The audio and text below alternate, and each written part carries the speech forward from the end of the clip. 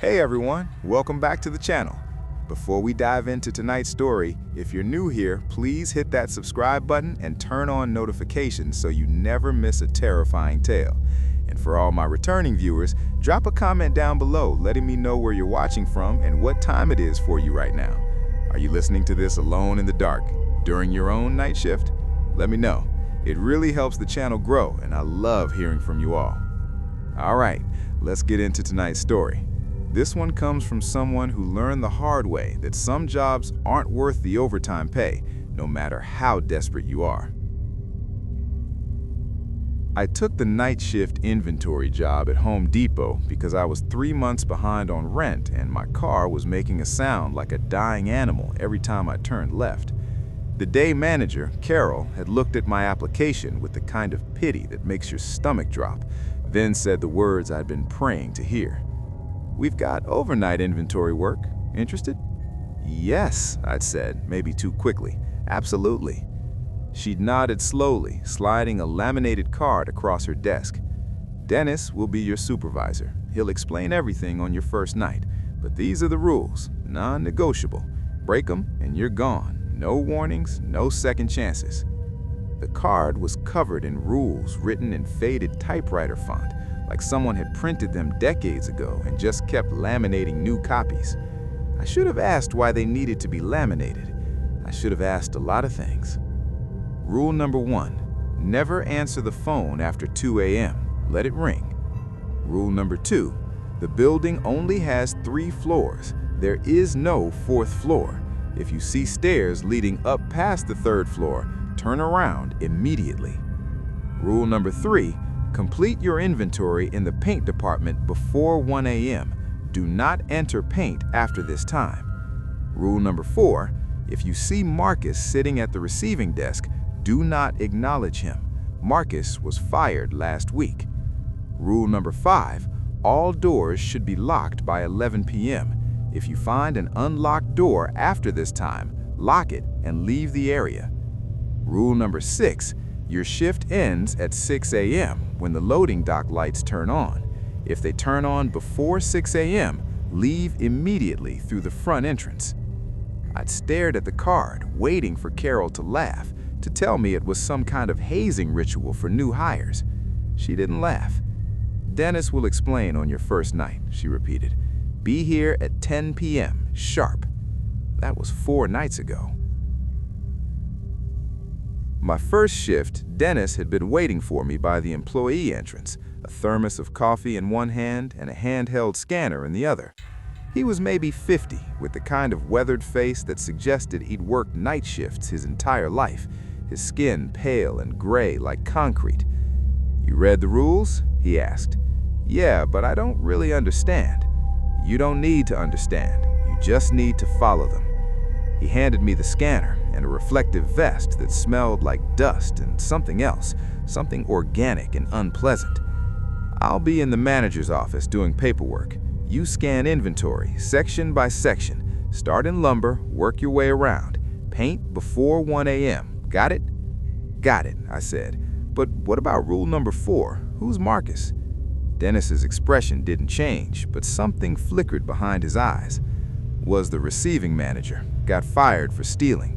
If you see him, remember, don't acknowledge him. Don't look at him, don't speak to him. Pretend he's not there." "But why would he?" "Because some people don't want to leave, even when they have to." He walked away before I could ask anything else, his footsteps echoing in the vast darkness of the store. The overhead lights were dimmed to save power, leaving only emergency lighting and the sickly yellow glow from the exit signs. The shelves stretched into shadow, aisles transforming into endless tunnels of product and silence. I started in lumber like he said. The scanner beeped rhythmically as I worked, the only sound besides my breathing and the occasional groan of the building settling. That's when I started noticing the feeling, that specific unease that comes from being in a place that's supposed to be full of people but isn't, like the building itself was holding its breath. Home Depot during the day is noise and movement, customers and forklifts and the beeping of registers. At night, it becomes something else. The aisles are too long, the ceiling is too high, The shadows between shelves are too deep. Every product sits perfectly still and silent, waiting. I finished lumber at 11:30 p.m. and moved to plumbing. That's when I heard the phone ringing. It was coming from the customer service desk, the old landline they kept for store-to-store calls. I checked my watch, 11:47 p.m. The rule said don't answer after 2 a.m. I had time. I walked to the front of the store and picked up the receiver. Hello? Static, thick and heavy, like the line was underwater. Hello?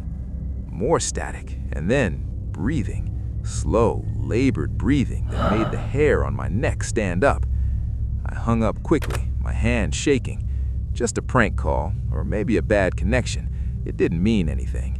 But as I walked back to plumbing, I couldn't shake the feeling that something had heard me answer, that something now knew I was here. The second night was worse. I'd been efficient with my time, finishing lumber and plumbing quickly, moving through electrical and tools. I saved paint for last, checking my watch obsessively. 12:47 p.m., 13 minutes to finish the paint department. The paint section was at the back of the store, past the garden center doors that were chained shut for the night. The paint mixer sat silent, its mechanical arms frozen mid-stir. Cans were stacked on shelves that stretched to the ceiling, and the chemical smell was overpowering in the recycled air. I worked fast, scanning paint cans, moving down the aisles. The scanner's beeps seemed louder here, more aggressive. 11 minutes, 8 minutes, 5 minutes. At 12:58 p.m., I scanned the last can and turned to leave. That's when I saw the paint mixer moving. The mechanical arms were stirring an empty can, the metal grinding against metal with a sound like screaming. The machine wasn't plugged in. I could see the cord lying on the floor, the prongs gleaming in the emergency lighting. I ran. I didn't stop running until I reached the lumber section, my breath coming in gasps, my hands shaking so badly I could barely hold the scanner. Dennis found me there 20 minutes later, sitting on a pallet of 2x4s. "You finished paint before 1 a.m.? he asked. I nodded, not trusting my voice. "Good." He handed me his thermos. "Drink. You look like you need it." The coffee was lukewarm and bitter, but I drank it anyway. "Dennis, the paint mixer." "Don't tell me," he said quietly. "I don't want to know. You followed the rules, that's all that matters." "But this place, what is this place? What's happening here?" Dennis sat down next to me, his joints cracking. "You ever notice how some buildings feel wrong? Like something happened there, something bad, and the building remembers. This Home Depot was built on the site of an old warehouse. Before that, it was something else. The land has a memory, and at night, when everything is quiet, that memory gets loud." "That's insane," I whispered. "Yeah," Dennis agreed, "but you're still here. You still need the money." He was right. I did. The third night, I saw Marcus. I was in the garden center, scanning bags of mulch when I passed the receiving desk. The door to the warehouse was open, and through it, I could see someone sitting at the metal desk where they processed deliveries. It was a man in a Home Depot vest, his back to me, hunched over paperwork. The lamp was on, casting a pool of yellow light that didn't quite seem to reach his face. I knew immediately and certainly that this was Marcus. I remembered the rule. Don't acknowledge him. Don't look, don't speak, pretend he's not there. But I couldn't help it. I stared, frozen, as he slowly turned around. His face was wrong.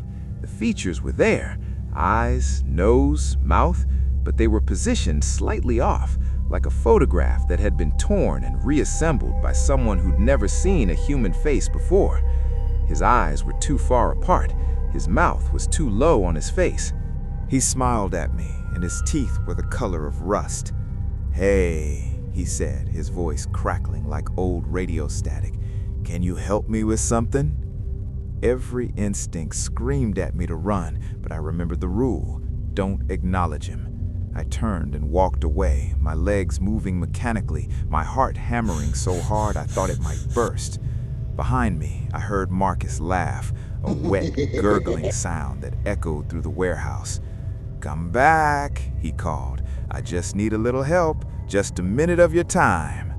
I walked faster, then broke into a run, the scanner clattering against my chest. I didn't stop until I reached the manager's office where Dennis was supposed to be. The office was empty. I tried his cell phone. It rang 5 times and went to voicemail. I was alone in the store with whatever Marcus had become. For the next 2 hours, I hid in the break room, the door locked, the lights off. I sat in the darkness, listening to footsteps in the hallway outside, slow, dragging footsteps that would pause at the door, then continue on. At 3:17 a.m., the phone rang. The break room phone, mounted on the wall, began ringing with a shrill, insistent tone. I remembered the rule: never answer after 2 a.m. It rang 30 times, 40, 50. At ring 53, it stopped. In the silence that followed, I heard breathing outside the door, the same labored breathing I'd heard on the phone my first night. "I know you're in there," Marcus's voice said, muffled through the door. "You broke the rule. You looked at me. That means we're friends now." I pressed my mouth to keep from screaming. Friends help each other, and I need help. I need to understand why I can't leave, why Carol said I had to go, but I'm still here. Maybe you can explain it to me.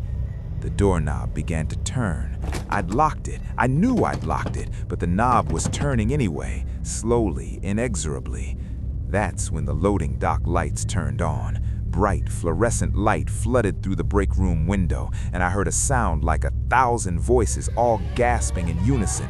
The doorknob stopped turning. The breathing stopped. I checked my watch, 4:23 a.m. Rule number 6, if the loading dock lights turn on before 6 a.m., leave immediately through the front entrance. I didn't hesitate. I grabbed my things and ran through the store, past the empty aisles, past the receiving desk where Marcus's paperwork still sat in a pool of yellow light.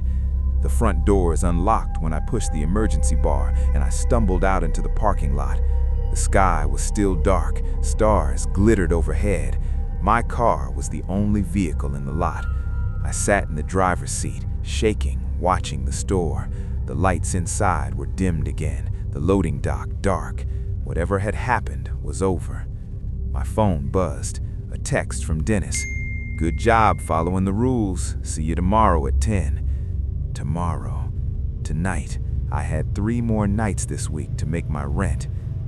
The 4th night is tonight. I arrived at 10 p.m. sharp, and Dennis was waiting as usual. He handed me the scanner without a word, his face more gray than before, his eyes rimmed with red like he hadn't slept in days. "Dennis," I said, "about last night. You followed the rules, that's all that matters. But the lights came on early. Why did they—" "Sometimes the building decides it's had enough. Sometimes it lets you go." He paused, looking back at the darkened store. "Sometimes."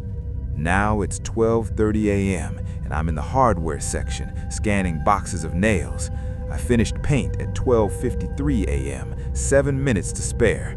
I haven't seen Marcus, I haven't heard the phone ring, but 20 minutes ago, I found a stairwell I've never noticed before. It's tucked behind a display of water heaters, the kind of door that's designed to blend into the wall. I almost walked past it, but the door was open just a crack, and through the gap, I could see stairs leading up. I counted the stories in my head. Ground floor, lumber, plumbing, electrical. 2nd floor, storage and offices. 3rd floor, more storage, and the old break room nobody uses. There is no 4th floor. The rule is clear. If you see stairs leading up past the 3rd floor, turn around immediately. But I can hear something up there. Music, faint and distant. It sounds like the classic rock station they play during the day, tinny and distorted, like it's coming through a bad speaker. And beneath the music, voices, people talking, laughing, the sounds of a busy workday. I know I should turn around. I know I should follow the rule. But the voices sound so normal, so human, so much better than the silence and the breathing and Marcus's wrong face. I checked my watch, 12:47 a.m. The stairs are right there. Dennis said the building has a memory. Maybe the fourth floor is where the memory lives. Maybe it's where all the people who didn't leave work. Maybe if I go up there, I'll understand what this place really is. Or maybe I'll become another rule on the laminated card. My hand is on the door. I can hear someone calling my name from up the stairs, getting louder. It sounds like Carol's voice, asking if I can help with something, asking if I can come up for just a minute. The scanner beeps in my hand, reminding me I have work to finish. I still need the money. I still have 3 months of rent to catch up on. My car is still making that sound when I turn left. But my hand is on the door, and I'm so tired of being alone in the dark. I'm going to climb the stairs. I think there might be people up there who can explain everything. I think they've been waiting for me. The music is getting louder. If you made it to the end of this story, thank you so much for watching. If this story gave you chills, please leave a like and let me know in the comments what you would do if you found yourself in this situation. Would you follow the rules, or would you climb those stairs? And don't forget to subscribe for more terrifying tales just like this one. I'll see you in the next video. Stay safe out there, especially if you work the night shift.